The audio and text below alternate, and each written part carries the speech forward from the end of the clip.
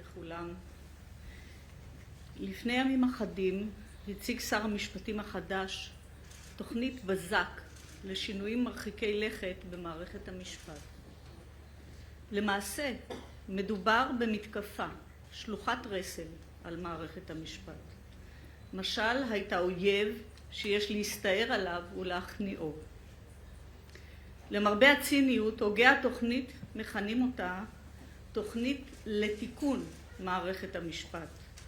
ואני אומרת, זו תוכנית לריסוק מערכת המשפט. היא מיועדת להנחית מכה אנושה על עצמאותה ואי תלותה של הרשות השופטת ולהפוך אותה לרשות שותקת. מסקנה זו עולה הן מן הדרך שבה בחר השר להציג את תוכניתו והן מתוכנה וממהותה. לא ניתן להבין אחרת את מסיבת העיתונאים הדרמטית שאותה בחר השר לכנס ימים ספורים בלבד לאחר כניסתו לתפקיד, בה הציג לראשונה את תוכניתו. כפי שציינתי לא אחת, העצמאות ואי התלות השיפוטית הן נשמת אפו של בית המשפט, ובלעדיהן לא יוכלו שופטי ישראל למלא את תפקידם כמשרתי הציבור וכנאמניו. השנה תציין מדינת ישראל 75 שנות עצמאות כמדינה יהודית ודמוקרטית. זהו ציון דרך חשוב בחיי המדינה, אך לצערי ככל שתוכנית השינויים שהוצגה תתממש, תיזכר שנת ה-75 כשנה שבה נפגעה זהותה הדמוקרטית של המדינה, פגיעה אנושה. בימים האחרונים שמענו כולנו כי הנימוק המרכזי להצדקת התוכנית היא רצון הרוב והכרעת הרוב. אכן, שלטון הרוב הוא עקרון יסוד העומד בבסיס המשטר הדמוקרטי. אך הדמוקרטיה איננה רק שלטון הרוב. כל הטוען כי הרוב שבחר את נציגיו לכנסת נתן להם בכך צ'ק פתוח לעשות ככל העולה על רוחם, נושא את שם הדמוקרטיה לשווא. זאב ז'בוטינסקי, אשר שר המשפטים החדש מעיד על עצמו כי התחנך על ברכי תורתו, כתב כבר בשנת 1938, כעשור לפני הקמת המדינה, כי, אני מצטטת, דמוקרטיה פירושה חופש. גם שלטון הנתמך על ידי רוב יכול לשלול את החופש, ובמקום שאין ערובות לחופש הפרט, שם אין דמוקרטיה. סוף ציטוט. אחד מתפקידיו המובהקים של בית המשפט במדינה דמוקרטית הוא מתן הגנה אפקטיבית לזכויות האדם והאזרח במדינה. בית משפט עצמאי ובלתי תלוי הוא על כן אחת הערובות החשובות לחופש הפרט שעליו דיבר ז'בוטינסקי. הוא ערובה לכך ששלטון הרוב לא יהפוך לעריצות הרוב.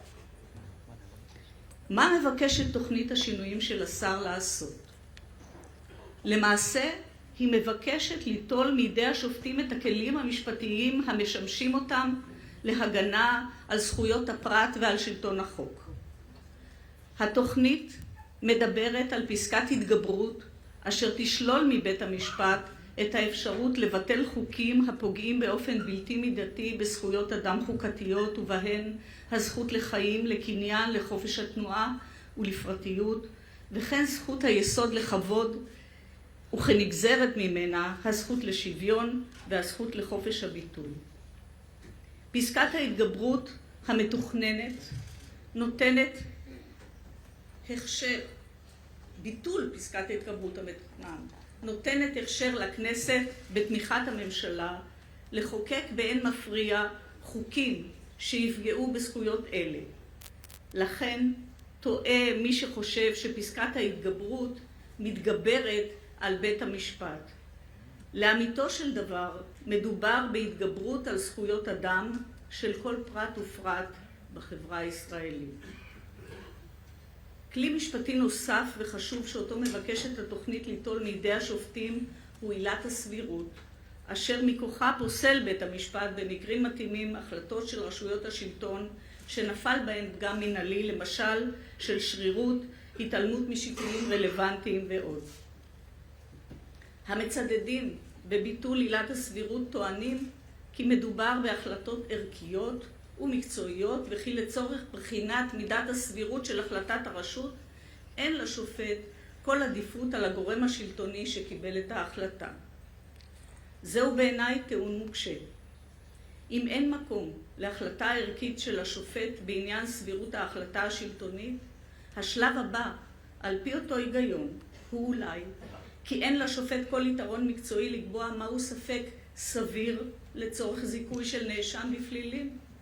אולי ניתן על פי אותו היגיון להוסיף ולטעון כי אין לשופט כל יתרון להחליט אם רופא או מהנדס למשל התרשלו משום שלא פעלו כרופא סביר או כמהנדס סביר וגרמו נזק המצדיק פיצוי.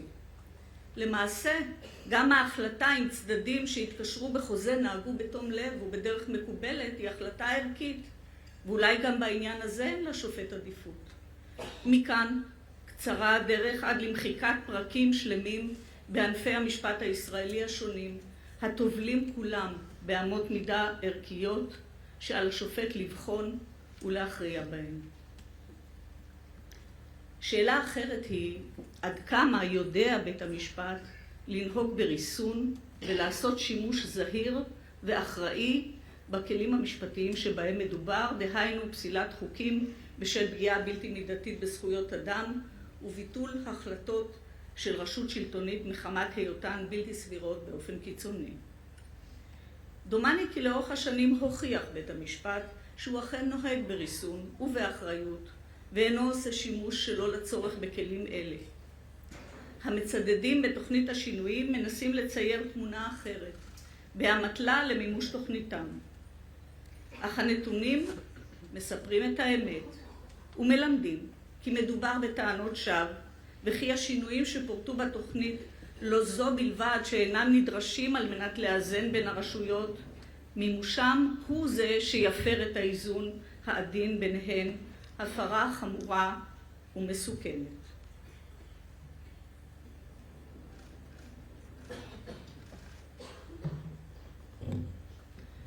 להמחשה עד כמה מדובר בטענות שווא, אציין כי מאז חקיקת חוק יסוד כבוד האדם וחירותו בחודש מרץ 1992 ועד היום, במשך למעלה מ-30 שנה, התערב בית המשפט העליון ב-21 חוקים או סעיפי חוק, מתוך אלפי חוקים שחוקקה הכנסת במהלך פרק הזמן הזה. נתונים שנוגעים למדינות דמוקרטיות אחרות כמו ארצות הברית, קנדה וגרמניה מלמדים כי שיעור פסילת החוקים על ידי בתי המשפט שם עולה לאין שיעור על זה שבישראל. ביטול החלטות של רשויות מנהליות בעילת הסבירות אף הוא אינו חזון נפרץ בפסיקת בתי המשפט שלנו לאורך השנים. סקירה עניינית ולא מוטה של הפסיקה תלמד כי בית המשפט נמנע מלהמיר את שיקול דעת הרשות בשיקול דעתו שלו. אך הציפייה כי בית המשפט ייעלם דום גם באותם מקרים חריגים שבהם השלטון מפר את חובותיו כלפי הפרט היא ציפייה מסוכנת. היא סותרת את מקומו של בית המשפט במערך האיזונים הדמוקרטי, והיא מנוגדת לציווי המקראי, המורה לשופטי ישראל, לא תגורו מפני איש, ובלשון המדרש, לא תכסו דבריכם מפני פחד איש. חשוב להדגיש, הכלים המשפטיים שאותם מבקשת תוכנית השינויים לבטל, ישללו למעשה מבית המשפט את יכולתו לקיים ביקורת שיפוטית אפקטיבית, אשר בהסתמך עליה יכול כל אזרח ותושב להעלות בפני בית המשפט טענות והשגות כנגד פעולות שביצעו רשויות השלטון. מדובר בשלילת כלים משפטיים השייכים לציבור, שקיימים עבור הציבור ושמופעלים על ידי בית המשפט לטובת הציבור. בעזרת כלים אלה מעניק בית המשפט סעד לכל מי שנגרם לו עוול המצריך תיקון, ושומר על שלטון החוק ועל זכויות אדם שאינם עקרונות יסוד של דמוקרטיה. במובן זה, המושגים התיאורטיים של פסילת חוקים וסבירות מתרגמים באופן ישיר לחיי המעשה של כל אזרחית ותושב במדינה. מי שאומר לכם לא עוד פסילת חוקים מתכוון בעצם לא עוד איסור על מעצר חיילים לימים ארוכים מבלי להביאם בפני שופט, כפי שקבע בית המשפט בעניין צמח. לא עוד הגנה על זכאות של מחזיקי רכב לקבל גמלת הבטחת הכנסה, כפי שקבע בית המשפט בעניין חסן. לא עוד מימוש זכותם של זוגות חד-מיניים להורות ולחיי משפחה מלאים, כפי שקבע בית המשפט בעניין ארד פנקס.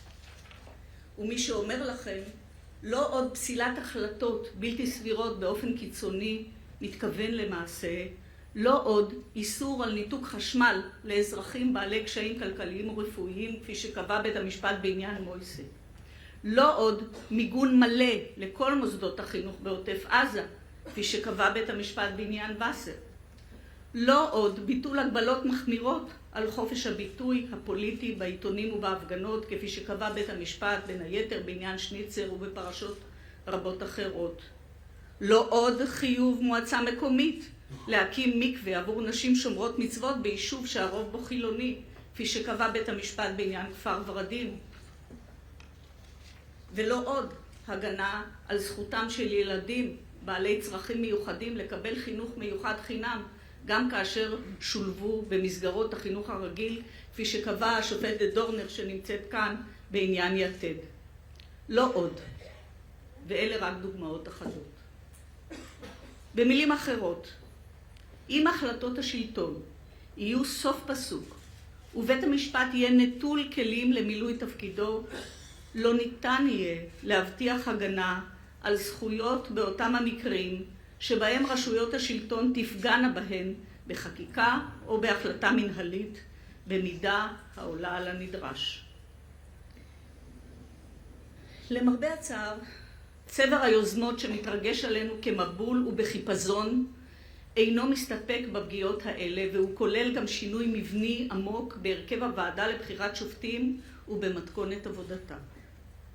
מהו הנימוק שמשמיעים יוזמי התוכנית בניסיון לתרץ את הצורך לשנות מן היסוד את שיטת מינוי השופטים בישראל ולהקים ועדה שבה יינתן רוב אוטומטי לפוליטיקאים?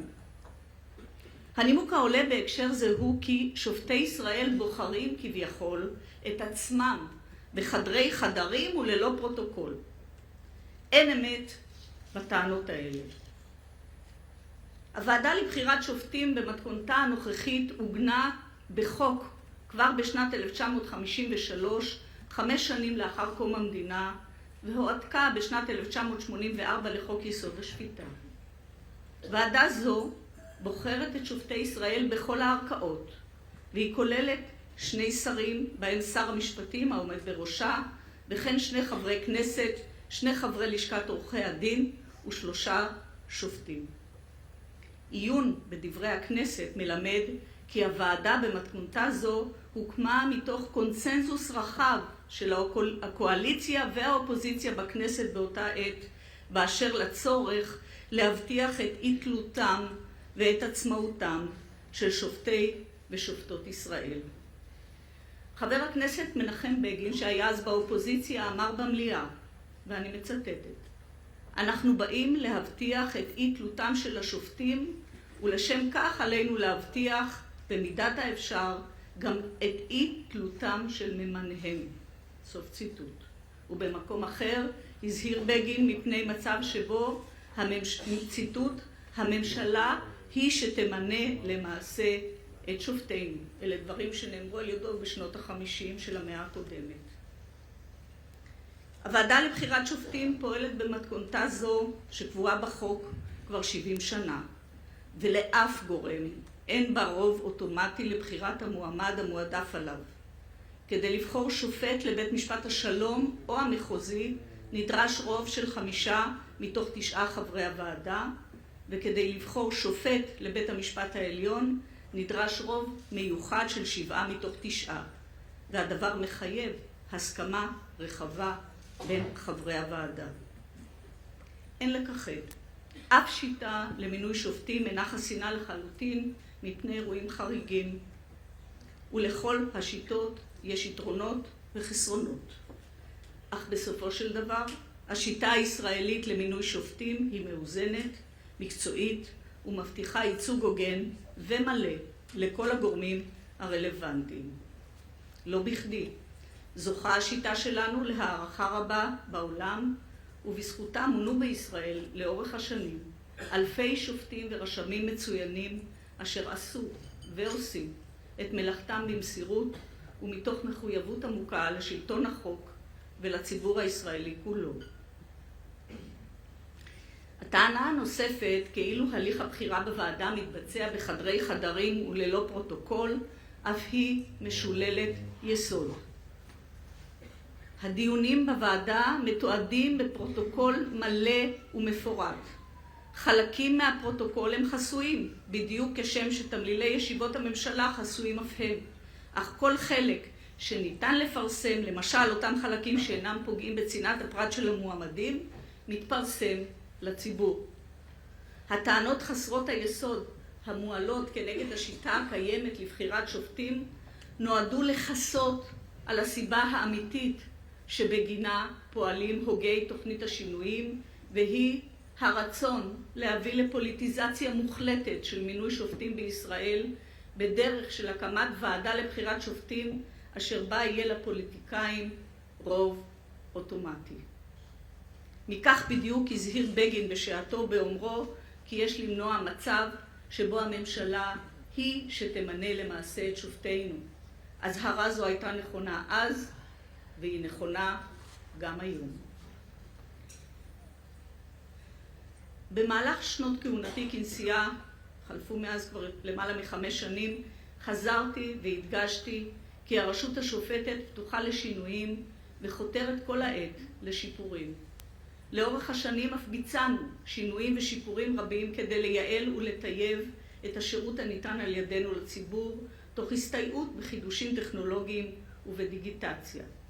כמו כן אנו שוקדים כל העת על הגברת השקיפות במערכת, בין היתר בקיום שידורים ישירים של דיונים מבית המשפט העליון ושידורים ישירים של שימוע החלטות ופסקי דין משמעותיים בערכאות הדיוניות. אך הבעיה המרכזית הייתה ונותרה בעיית העומס הרב המוטל על בתי המשפט בישראל. בישראל מכהנים כיום 802 שופטים ושופטות ו73 רשמים ורשמות. המשמעות היא כי מדובר בכ8 שופטים לכל 100,000 תושבים. 8 שופטים לכל 100,000 תושבים. לשם השוואה, במדינות ה-OECD מכהנים בממוצע פי 3 שופטים על כל 100,000 תושבים. האם מישהו מכם יודע כמה הליכים משפטיים חדשים מוגשים לבתי המשפט ולבתי הדין בישראל בכל שנה? קשה להאמין, אך מדובר בלא פחות מ850,000 הליכים חדשים בכל שנה. משמעות הנתונים הללו היא כי שופט במדינת ישראל מקבל בממוצע בכל שנה כ1,000 תיקים חדשים לטיפולו, המתווספים אל מלאי התיקים הקיים. חשבון פשוט יראה כי גם אם כל אחד משופטי ישראל היה עובד 365 ימים בשנה ו24 שעות בכל יום, אין שום סיכוי שבמצבת השופטים הנוכחית ניתן להתמודד עם כמויות כאלה בקצב מניח את הדעת. מדובר בעומס לא אנושי שאין לו אח ורע בעולם. לפיכך אני מבקשת בהזדמנות זו לשוב ולהביע הערכה ותודה לכל השופטות, השופטים, הרשמות והרשמים בכל ערכאות השיפוט, אשר מתמודדים עם העומס הזה מדי יום ועושים את מלאכתם נאמנה מתוך תחושת שליחות ובמסירות עמוקה לתפקידם ולשירות הציבור בישראל. העומס הקשה המוטל על הרשות השופטת מוביל בהכרח להתארכות בלתי רצויה של הדיונים בבתי המשפט, ובעיניי זוהי הסוגיה האמיתית שהציבור בישראל משווע לפתרונה, וגם אנחנו.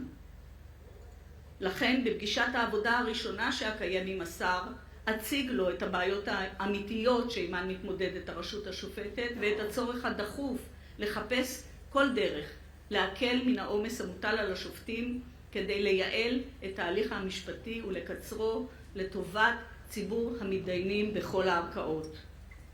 ולסיום אומר, הרשות השופטת בישראל מקיימת כיום ביקורת שיפוטית אפקטיבית ואחראית על פעולות הממשלה והכנסת, ובעשותה כן היא ממלאת תפקיד חשוב במערך האיזונים והבלמים בין הרשויות.